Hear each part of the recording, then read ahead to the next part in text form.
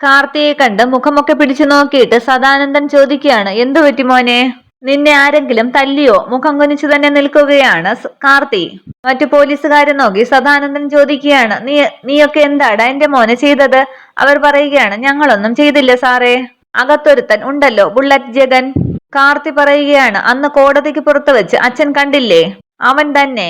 സദാനന്ദൻ പറയുകയാണ്, വരയൻ പുലിയെ പോലും ഒറ്റയ്ക്ക് നേരിടുന്നവൻ.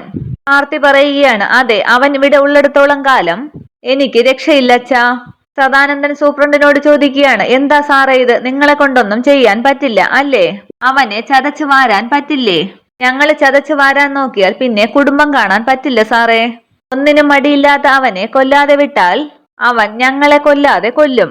ഒരു കോൺസ്റ്റബിൾ പറയുകയാണ്, അവൻ പുറത്തിറങ്ങുമ്പോൾ എങ്ങനെയെങ്കിലും കൊല്ലുകയെ നിവൃത്തിയുള്ളൂ സാറേ. കാർത്തി പറയുകയാണ്, സാർ പറഞ്ഞത് ശരിയാണച്ചാ. അവന് എങ്ങനെയെങ്കിലും പുറത്തിറക്കണം, പുറത്ത് വെച്ച് തീർക്കണം. സൂപ്രണ്ട് പറയുകയാണ്, കൊല്ലണം എന്ന് പറഞ്ഞാൽ അതത്ര എളുപ്പമുള്ള കാര്യമല്ല. അവന്റെ ചരിത്രം വളരെ മോശമാണ്. സദാനന്ദൻ പറയുകയാണ്, അങ്ങനെ ഒരുപാട് ചരിത്രമുണ്ടാക്കിയവന്മാർ വെറും ഒരു ചരിത്രമായി പോയിട്ടുണ്ട്. അങ്ങനെയാണ് സദാനന്ദൻ മുതലാളി ആയത്. പിന്നെയാ ഇവിടെ ഒരു ബുള്ളറ്റ് ജഗൻ. സൂപ്രണ്ട് പറയുകയാണ്, എന്റെ പൊന്നു സാറേ, നമുക്ക് എത്ര വലിയ പണവും സ്വാധീനവും ഒക്കെ ഉണ്ടെന്ന് പറഞ്ഞാലും ഇരട്ട ചങ്കുണ്ടെന്ന് പറഞ്ഞാലും ഒരുത്തൻ കൊല്ലാൻ തീരുമാനിച്ചാൽ നമ്മൾ മരിക്കും. നമുക്ക് ഭാഗ്യം ഇല്ലെങ്കിൽ ആയുധം കൊണ്ട് മുറിവേറ്റാൽ മുറിവേറ്റത് തന്നെയാണ്. അതിന് നിന്ന് കൊടുക്കാതെ എതിരാളിയെ വീഴ്ത്തിയാൽ നമ്മൾ ജയിച്ചു. സദാനന്ദൻ പറയുകയാണ്, പഠിപ്പിക്കേണ്ടടോ, ശക്തിയെക്കാളും ബുദ്ധി കൊണ്ടാണ് ഞാൻ വളർന്നത്. കാർത്തിയുടെ തോളിൽ തട്ടി സദാനന്ദൻ പറയുകയാണ്, സാരമില്ല മോനെ, അതിനേക്കാൾ ആഴത്തിലുള്ള മുറിവുകൾ ഞാൻ കൊടുത്തോളാം.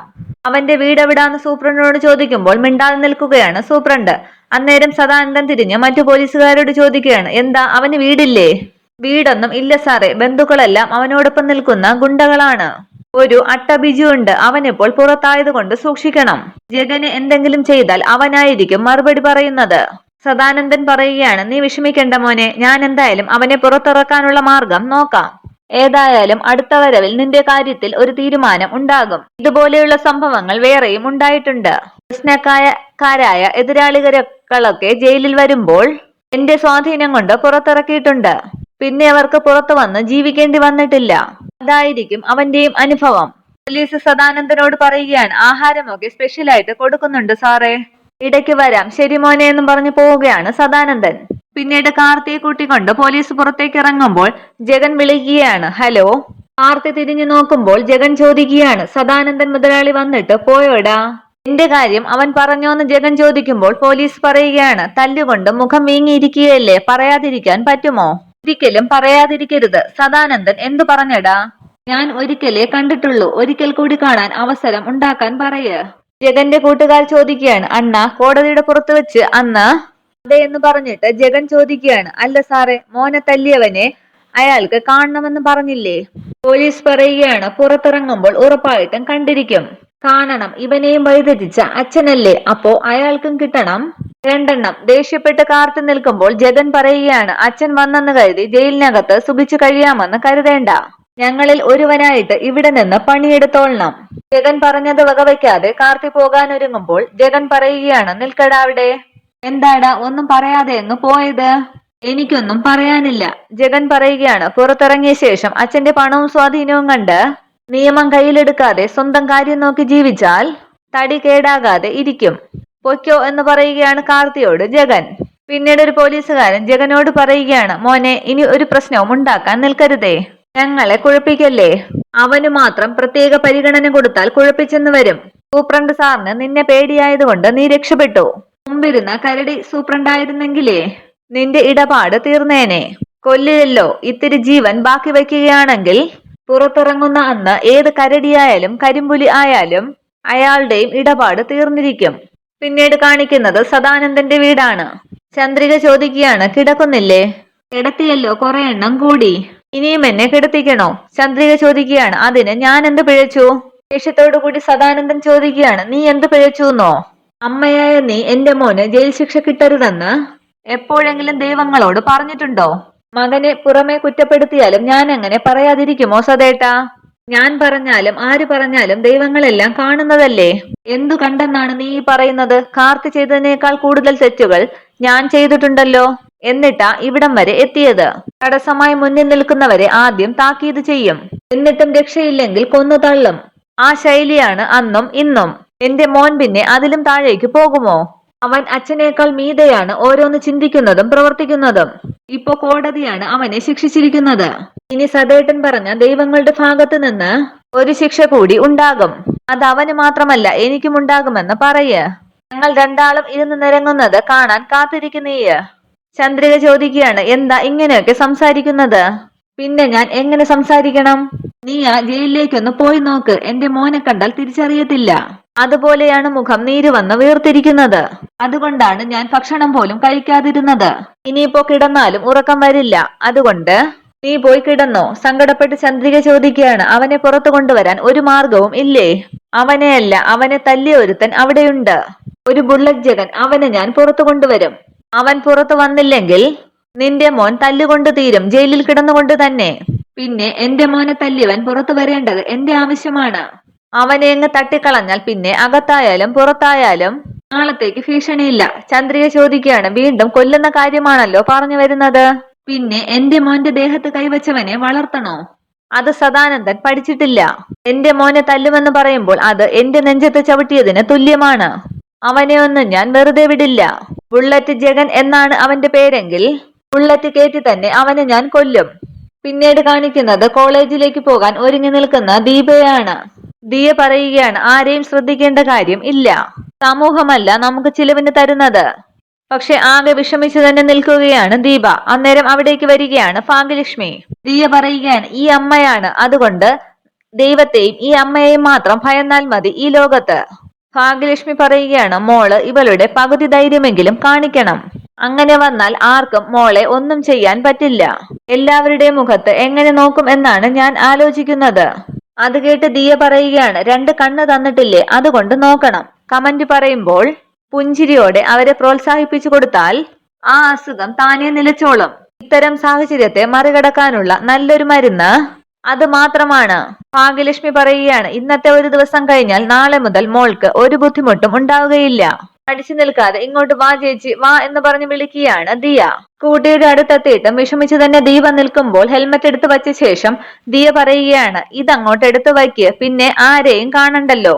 അതിനുശേഷം ദീപയ്ക്ക് ഹെൽമറ്റ് വെച്ചു കൊടുക്കുകയാണ് ദിയ. അവിടെ എത്തിക്കഴിഞ്ഞിട്ട് അന്തസ്സായിട്ട് ഇതൊക്കെ അങ്ങ് മാറ്റി നമ്മൾ ധൈര്യമായിട്ട് അങ്ങോട്ട് നടക്കും. അതോടെ കളിയാക്കുന്നവരുടെ സൂക്കേടും തീരും. എന്ന് പറഞ്ഞ് ദീപയും കൂട്ടി പോവുകയാണ് ദിയ. പിന്നീട് കോളേജിലേക്ക് എത്തുകയാണ് അവർ. വണ്ടി നിർത്തിയിട്ടും ഇറങ്ങാതെ ആകെ പരിഭ്രമിച്ചു തന്നെ ഇരിക്കുകയാണ് ദീപ. ഇറങ്ങു ചേച്ചി എന്ന് പറയുകയാണ് ദിയ. ആകെ ടെൻഷൻ അടിച്ചു നിൽക്കുന്ന ദീപയോട് ദിയ പറയുകയാണ്, അമ്മ പറഞ്ഞത് ഓർമ്മയുണ്ടല്ലോ, ആരെന്തു പറഞ്ഞാലും നമ്മൾ ശ്രദ്ധിക്കേണ്ട കാര്യം ഇല്ല.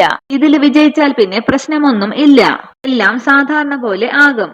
ചേച്ചി വാ എന്ന് പറഞ്ഞ് ദീപയെ കോളേജിനകത്തേക്ക് കൂട്ടുകയാണ് ദിയ. കോളേജ് വരാന്തയിലൂടെ നടക്കുമ്പോൾ അവരെ തന്നെ ശ്രദ്ധിക്കുകയാണ് എല്ലാവരും. അന്നേരം അവരെ കണ്ട വേറൊരു പയ്യൻ പറയുകയാണ്, ഈ കോളേജിലേക്ക് ഇനി സഹോദരിമാർ വരുമെന്ന് കരുതിയതല്ല, അല്ലെങ്കിൽ ഒരു ഗംഭീര സ്വീകരണം ഒരുക്കാമായിരുന്നു. ദേഷ്യമെന്ന് ദിയ പറയുകയാണ്, ഞങ്ങൾ സ്വീകരണം ഏറ്റുവാങ്ങാനല്ല വന്നത്, പഠിക്കാനാണ്. നിന്റെയൊക്കെ പഠിത്തം ലോകം മുഴുവനും കണ്ടു. വേണമെങ്കിൽ ഞങ്ങൾ വൈകുന്നേരം ഒരു പാർട്ടി അറേഞ്ച് ചെയ്യാം. ഗംഭീര പാർട്ടി ആയിരിക്കും. പിന്നെ ഇതുപോലുള്ള തരികിട പരിപാടിയൊന്നും ഞങ്ങൾ കാണിക്കില്ല. രഹസ്യമായി വയ്ക്കേണ്ടത് രഹസ്യമായി തന്നെ വയ്ക്കും. ഇത് പറയുന്നു എന്ന് ദീപയെ നോക്കി ചോദിക്കുമ്പോൾ ദിയ പറയുകയാണ്, നിന്റെ വീട്ടിലൊക്കെ കാണുമല്ലോ ഞങ്ങളെ പ്രായത്തിലുള്ള പെൺകുട്ടികൾ. അതിന് അവരോട് ഇങ്ങനെ ഒരു ആവശ്യം പറഞ്ഞാൽ മതി. എന്നോടോ എന്റെ ചേച്ചിയോടോ ഇതുപോലെ അനാവശ്യമായി സംസാരിച്ചാലുണ്ടല്ലോ, പിന്നെ നീ ഈ കോളേജിലെ പ്രധാന ശല്യക്കാരനാണെന്നൊന്നും ഞാൻ നോക്കില്ല. മറുപടി കരണത്ത് കാണും. വാ ചേച്ചി മാറിടാന്നും പറഞ്ഞ് ദീപയും കൂട്ടി പോവുകയാണ് ദിയ. എന്നിട്ട് ദീപയോട് പറയുകയാണ്, ഇതുപോലെ പ്രതികരിച്ചാൽ ഇവന്മാരൊക്കെ നാവടക്കിക്കോളും. പിന്നീട് ക്ലാസ്സിലേക്ക് കരഞ്ഞുകൊണ്ട് കയറുകയാണ് ദീപ. ദീപയുടെ ഫ്രണ്ട് വന്ന് ദീപയോട് പറയുകയാണ്, നീ എന്തിനാ മോളെ ഇങ്ങനെ കരയുന്നത്? തന്റെ ഇടത്തോടുകൂടി നിൽക്ക്. നിന്റെ അമ്മയോടുള്ള വൈരാഗ്യം തീർത്തതാണെന്ന് ഇവിടെ എല്ലാവർക്കും അറിയാം. ദിയ പറയുകയാണ്, കേട്ടല്ലോ, അങ്ങനെ ചിന്തിക്കുന്നവരാണ് ഇവിടെ കൂടുതലും. പിന്നെ ചേച്ചി കരഞ്ഞ നിലവിളിച്ചും കോളേജിലേക്ക് വരാതിരുന്നാൽ അമ്മയെ തോൽപ്പിക്കാൻ ശ്രമിക്കുന്നവരായിരിക്കും ജയിക്കാൻ പോകുന്നത്. ദിയ ഫ്രണ്ടിനോട് പറയുകയാണ്, വരുന്നില്ല എന്ന് പറഞ്ഞിട്ടും ഞാനാണ് നിർബന്ധിച്ച് കൂട്ടിക്കൊണ്ടുവന്നത്. അമ്മയും ഒരുപാട് പറഞ്ഞു പഠിപ്പ് മുടക്കരുതെന്ന്. പക്ഷെ ഇങ്ങോട്ട് വന്ന് കയറിയപ്പോൾ തന്നെ ഒരുത്തൻ ശരിക്കും സൽക്കരിച്ചു. അതൊന്നും കാര്യമാക്കേണ്ട. ഇന്ന് ദീപയ്ക്ക് സംഭവിച്ചത് നാളെ നമുക്ക് ആർക്ക് വേണമെങ്കിലും സംഭവിക്കാം. ദിയ പറയുകയാണ്, നമുക്കിടയിൽ ഉള്ളവർ തന്നെയാണ് നമ്മുടെ ശത്രുക്കൾ. അവരെ ക്യാമ്പസിനുള്ളിൽ വെച്ച് തന്നെ തീ കൊളുത്തുകയാണ് വേണ്ടത്. പരസ്യമായി കത്തിക്കുകയാണ് വേണ്ടത്. പക്ഷെ അന്നേരവും കരയുകയാണ് ദീപ. പിന്നീട് കാണിക്കുന്നത് ജയിലാണ്. ജഗനോട് വന്നൊരു പോലീസുകാരൻ പറയുകയാണ്, എടാ ജഗ, നിന്നെ പുറത്തിറക്കാൻ വേണ്ടി സദാനന്ദൻ മുതലാളി ശുപാർശ ചെയ്തിട്ടുണ്ട്. സദാനന്ദനോ? ഏത് സദാനന്ദൻ? എടാ, കാർത്തിയുടെ അച്ഛൻ. ഓ, അയാളോ എന്ന് പറയുകയാണ് ജഗൻ. ഞാൻ ഇതിനകത്ത് കിടക്കുന്നത് മൂപ്പിൽസിന്റെ മോന് കേടാണെന്ന് അയാൾക്ക് തോന്നിക്കാണും. ഇത് തന്നെയാണ് കാരണം. പിന്നെ സൂപ്രണ്ട് പറഞ്ഞു നിന്നെ പുറത്തിറക്കുന്നതാണ് നല്ലതെന്ന്. ജഗൻ ചോദിക്കുകയാണ്, എന്നെ എവിടെ ഇട്ട് തല്ലിച്ചതയ്ക്കാൻ സൂപ്രണ്ടിനോട് സദാനന്ദൻ പറഞ്ഞില്ലേ? അങ്ങനെ പറഞ്ഞാലും സൂപ്രണ്ട് അത് ചെയ്യുമോ? ജഗൻ പറയുകയാണ്, സൂപ്രണ്ട് അല്ലല്ലോ ചെയ്യുന്നത്, അങ്ങേര് ചെയ്യിപ്പിക്കുകയല്ലേ. നിങ്ങളൊക്കെയല്ലേ എന്റെ ശരീരം കേടാക്കുന്നത്. ചിരിച്ചുകൊണ്ട് പോലീസുകാരൻ പറയുകയാണ്, എടാ ജഗ, നീ ആരാണെന്നും എന്താണെന്നും ഞങ്ങൾക്ക് നന്നായിട്ടറിയാം. പിന്നെ ആവശ്യമില്ലാതെ നിന്റെ ദേഹത്ത് കൈവച്ചാൽ നീ പുറത്തിറങ്ങുമ്പോൾ ഞങ്ങൾക്കും ഞങ്ങളുടെ കുടുംബത്തിനും ജീവിക്കാൻ പറ്റില്ലെന്നും അറിയാം. ചിരിച്ചുകൊണ്ട് ജഗൻ പറയുകയാണ്, അപ്പോ പിന്നെ അകത്തിട്ട് കൊല്ലണം സാറേ. പോടാ പോടാ, ഈ ആനുകൂല്യം മുതലാക്കിയിട്ട് പുറത്തു പോകാൻ നോക്കടാ. വീണ്ടും ചിരിച്ചുകൊണ്ട് ജഗൻ പറയുകയാണ്, 3 മാസം അകത്ത് 3 മാസം പുറത്ത്. അങ്ങനെയാണല്ലോ ഇപ്പോഴത്തെ എന്റെ ഹോബി. പോലീസുകാരൻ ചോദിക്കുകയാണ്, നീ ഉടനെ ഇങ്ങോട്ടുണ്ടാകുമോ? ഒന്നും പറയാൻ പറ്റില്ല സാറേ. സദാനന്ദനാണ് എന്നെ ഇവിടുന്ന് പുറത്തിറക്കുന്നത്. എന്റെ തല വെട്ടാനാണെങ്കിൽ അതിനു മുമ്പ് അയാളുടെ പള്ളക്ക് കത്തി കയറ്റേണ്ടി വരും. പിന്നെ കുറെ കാലത്തേക്ക് ഇതിനകത്ത് തന്നെ ഉണ്ടാകും. എന്തായാലും അങ്ങേരെ ഒന്ന് സൂക്ഷിച്ചോ.